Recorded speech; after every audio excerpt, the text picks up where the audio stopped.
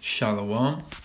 First and foremost, I want to give all praises, glory, and honor to Yahweh, Bahashem, Yahweh Shai, Waharakak Wadash. Double honors to the apostles and the elders of Great Millstone who rule well. Peace and blessings and salutations to the hopeful elect of Israel. All right, this lesson, I'm going to go with the spirit, but I went on SHTF plan, which means shit hits the fan, or hitsthefanplan.com. And these are 3 articles that, if Yahweh wills, we're going to go into them. Just pick out some meat of them, I guess. I haven't read these yet. But based off the titles, it shows that prophecies are really already here. All the prophecies are already here and they're happening. All right?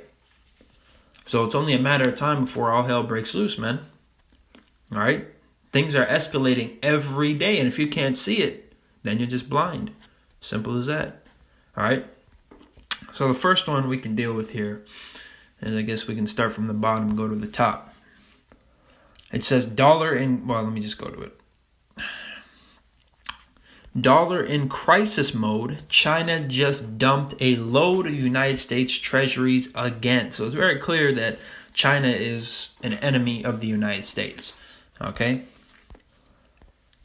China has just dumped its biggest load of United States treasuries in 8 months. China's share of United States Treasuries holdings had the highest decline since January back in September, as the ongoing and ever-increasing trade tensions with Washington forced the world's biggest economy to take measures to stabilize its national currency. All right, and trade wars always escalate to real wars. There has never been a time in history, as far as I know, that has started with the trade war and did not escalate to real wars. Okay? And this is going to escalate to World War III, which the United States is going to get obliterated by nuclear missiles. Thus saith the Bible. Okay? Yahweh's word. Which Yahweh is the name of the Father, and Yahweh Shai is the name of his only begotten Son. Okay? And in order to stabilize their own currency, the Chinese will take shots at the United States dollar, which the dollar is losing value every day. Although the country is still the biggest foreign holder of the United States foreign debt, China has slashed its share by nearly 14 billion, with the country's holdings falling to 1.15 trillion from nearly 1.17 trillion in August, according to the latest data from the Treasury Department. The fall marks the 4th straight month of declines, according to a report by RT, which is Russia Today, which is a good news platform.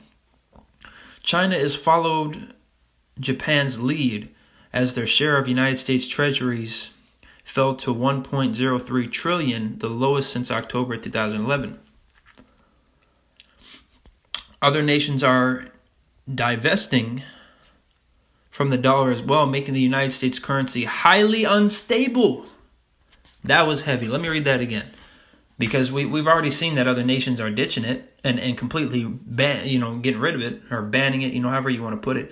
It says other nations are divesting from the dollar as well, making the United States currency highly unstable. And all it is a Federal Reserve note. It's not backed up by anything. So you're just a slave. China's purchase of the United States has fallen as the United States continues to borrow increasingly more money, and with a newly divided Congress, it doesn't look like the deficit will decrease anytime soon, and the trade war is likely to, it's going to continue, and it's going to escalate. They didn't put that. It looks like they just cut the sentence off, but that's what we're going to say. This trade war is going to escalate very quickly into physical tensions, to physical warfare, okay, not just trade. Because you have to remember, with the trade warfare, they're targeting each other's economies, man, which is targeting the citizens, especially the government and the citizens, but it's going to affect the citizens, okay? So they're basically attacking the heart of the country, all right? This latest drop in purchases of United States debt comes on top of the escalating trade conflict between Beijing and Washington over a trade imbalance, market access, and alleged stealing of United States technology secrets by Chinese corporations. So far, the United States has imposed tariffs on $200 billion of Chinese goods, and Beijing retaliated with tariffs on $60 billion of United States goods and stopped buying American crude. Slovakia. But if a deal is not reached, tariffs will rise sharply to 25% in January.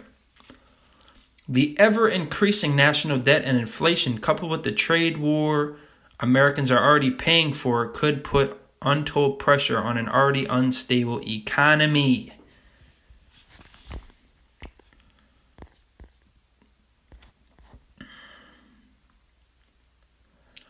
I'll just read this. As we inch toward the first of the year, which it's not actually the new year, okay? But anyways, Americans will be forced to fork over even more cash to cover the political whims of the ruling class. Absent a deal between Trump and Chinese leader, I'm definitely going to mispronounce that. It's like Z or... I don't know how you pronounce that. I honestly do not know. All right, Salakia.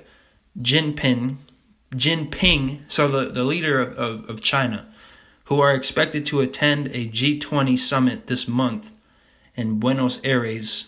The recently introduced 10% tariffs on $200 billion of Chinese goods will be raised to 25%. Additionally, the Trump administration may place other tariffs on the remaining $250 billion or so of Chinese products which escaped the initial rounds. All right, which I probably said his name before, but I don't know. If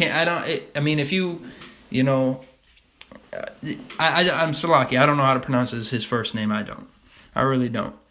But the leader of China, Jinping, all right, which I'm probably not even pronouncing that right. I'm not good with names, okay? I'm not good with names. So Salakia, that's my fault. On Friday, President Donald Trump said he would leave out 4 or 5 of the big items the United States wants from the trade war negotiations. China wants to make a deal. They sent a list of things they are willing to do, which is a large list, and it is just not acceptable to me yet.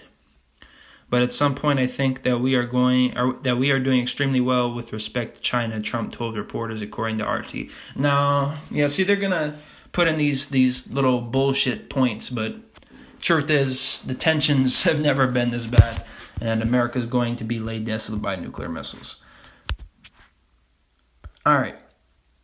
Because they're not going to tell you straight up that, something is about to pop off. They're not going to tell you that. You have to know for yourself. You have to open your eyes to that. You see? And also, people love lying to themselves. They lie to themselves to get that false sense of comfort, temporarily. But pretty soon, there's going to be no more lies you can tell yourself because hell's going to break loose. So let's read this one now. World War III alert. North Korea will be keeping their nukes despite promises to denuclearize. North Korea's dictator Kim Jong-un has decided to keep the nation's nuclear weapons despite promises to the Trump administration that he would begin denuclearization. It appears that a nuclear war threat is still lingering and could be the topic of discussion when President Donald Trump meets Kim early next year.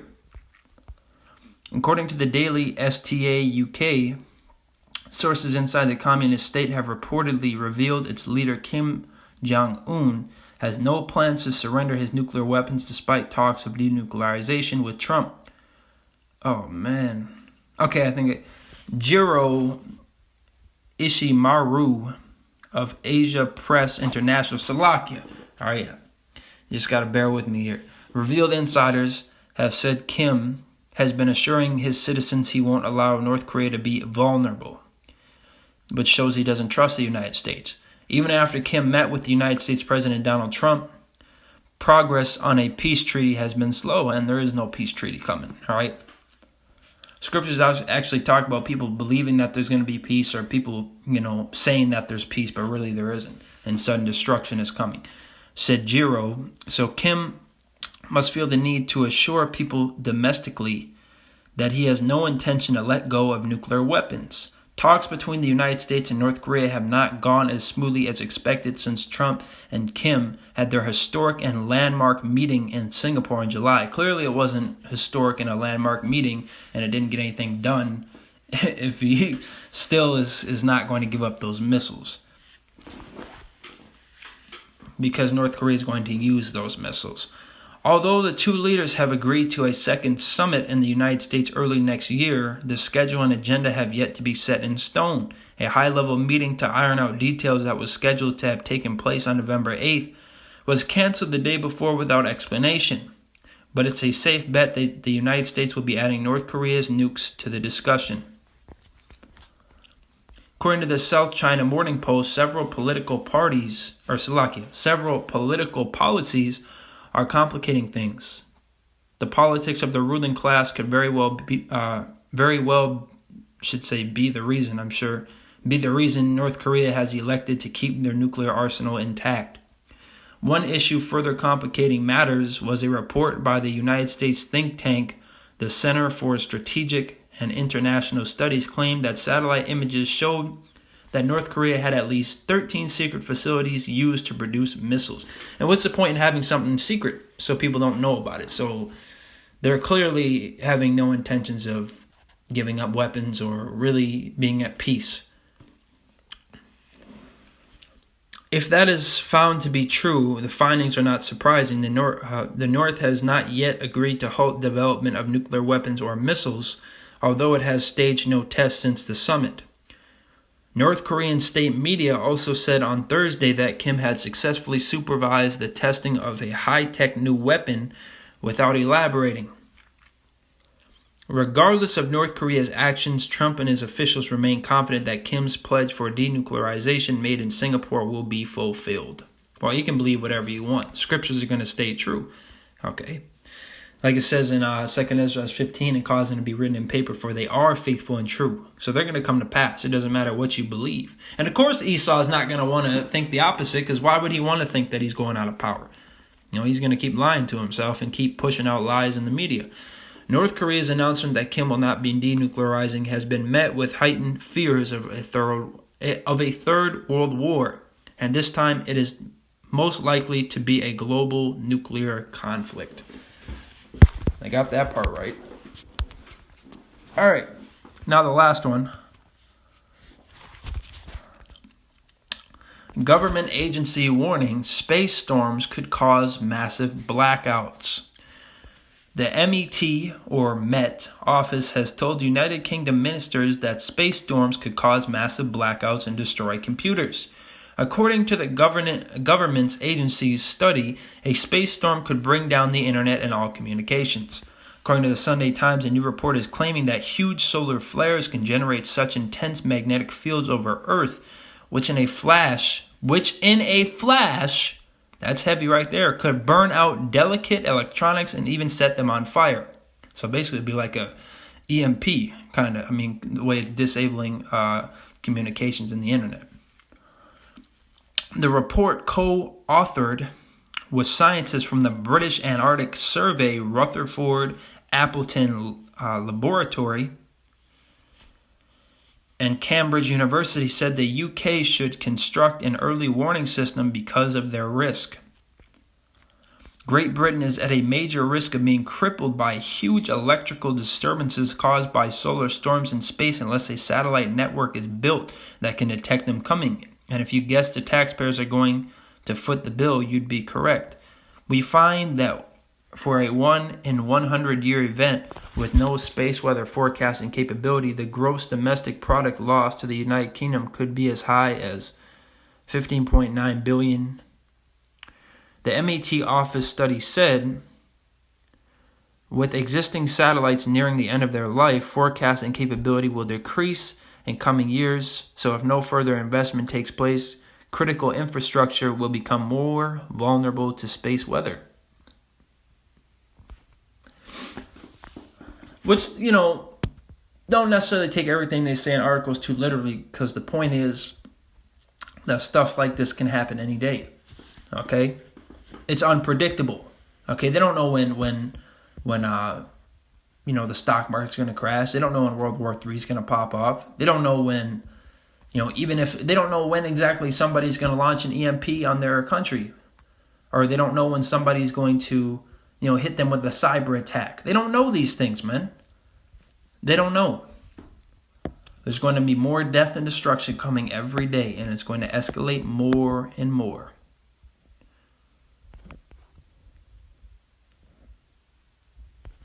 All right. Well, anyways, I'll read on though. It's not like solar storms. Yeah, that's where I was.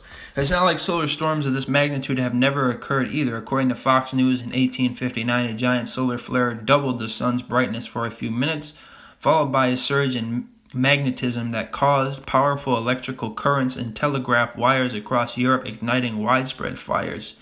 Another such solar event in 1989 struck Quebec in Canada and burned out power cables, led to a blackout. Researchers fear another such event could burn out high voltage cables and substations across the United Kingdom. However, should the government be able to detect the solar storms that could cause massive damage, they say that they could be able to notify citizens and that they will need to turn off their devices to avoid their destruction. The United Kingdom and other countries already have satellites that are capable of doing the job of warning, such as the Solar and Heliospheric Observatory launched in 1995 and the 2006 Twin Solar Terrestrial Relations Observatory stereo probes. But because these satellites have spent years in space exposed to fierce radiation, they will soon become ineffective and new ones will be needed. In the meantime, there are a few things you could expect during a grid failure and a few things you can do to prepare yourself for the possibility.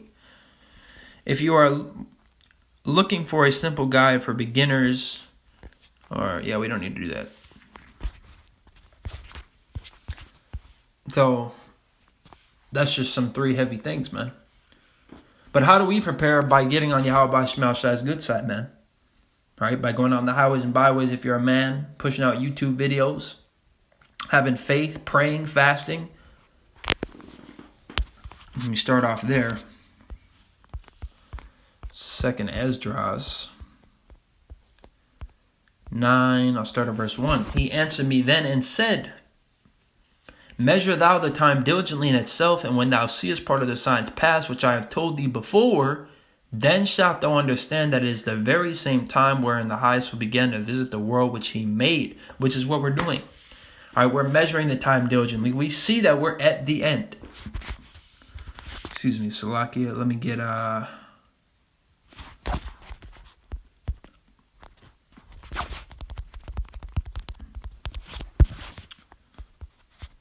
This is Matthew 24 and 33. So likewise ye, when ye shall see all these things, know that it is near, even at the doors. Okay? So we're seeing these things, which means what? It's very close. All right? So I think it's in Romans 14, but I'm not sure.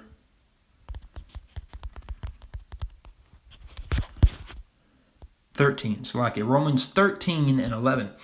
And that knowing the time that now it is high time to awake out of sleep, for now is our salvation nearer than we believed. All right, so these things are happening, man. That's the point. Okay, major prophecies are happening, and these things are going to come to pass completely. Okay? That's a fact.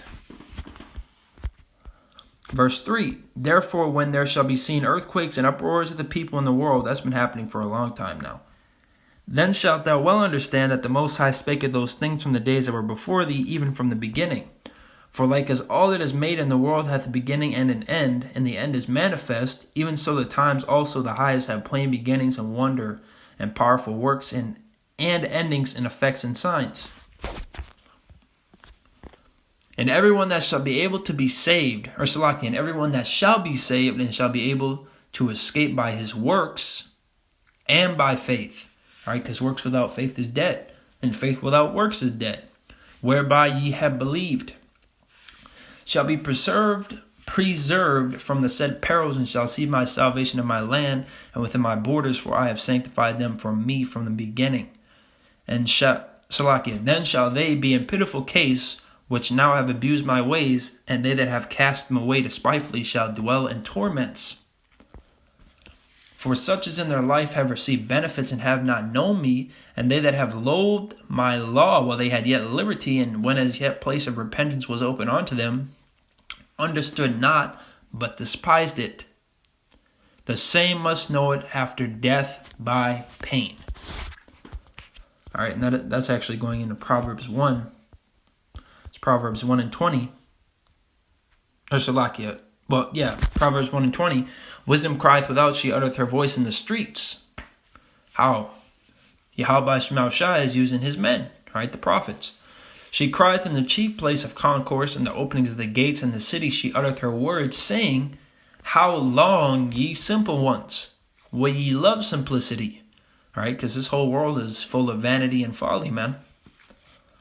And the scorners delight in their scorning, and fools hate knowledge. Turn you at my reproof. Behold, I will pour out my spirit unto you. Once again, by the men of Yahweh Shemel Shai.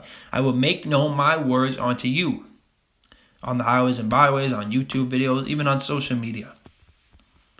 Because I have called and ye refused, I have stretched out my hand and no man regarded. But ye have said at not all my counsel with none of my reproof. I also will laugh at your calamity. I will mock when your fear cometh. When your fear cometh as desolation and your destruction cometh as a whirlwind. When distress and anguish cometh upon you, then shall they call upon me, but I will not answer. They shall seek me early, but they shall not find me. And that's talking about early when they're in trouble. All right when something pops off, that's when they're going to want to call on Yahweh Shemel Shai. Well, they don't even know the names, a lot of people, but that's when they want to call on who the world calls God. It's going to be too late. All right, you can't just call on them, when you're in distress. Call on them always, man. We need Yahweh Shemel Shai every second of every day. Okay, Yahweh Shemel Shai isn't a coat that you take off and put in the closet when you're done with it, and just wear it when you need it, man. For that they hated knowledge and did not choose the fear of Yahweh. They would none of my counsel. They despised all my reproof. Therefore shall they eat of the fruit of their own way and be filled with their own devices. For the turning away of the simple shall slay them, and the prosperity of fools shall destroy them. But whoso hearkeneth unto me shall dwell safely and shall be quiet from fear of evil. Okay, so we're coming in the worst time to ever come upon the planet. All right, the beginning of sorrows. And there's going to be a lot of terrible things that are happening, man, which is why you got to get right. But I just wanted to bring this out, kind of a quick video to show that these things are happening, man. These prophecies are coming to pass every single day. And it's our job as spiritual weathermen, as the watchmen, to warn the sheep about these things.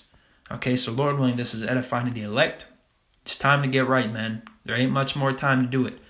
I want to give all praise to Yahweh Bahashim, Yahweh Shai, Waharakak Wadash. Yahweh being the name of the Father, Yahweh Shai the name of his only begotten Son. Double honors to the apostles and the elders of great millstone who rule well. Peace and blessing salutations to the hopeful elect of Israel. Lord willing, this is edifying. Shalom.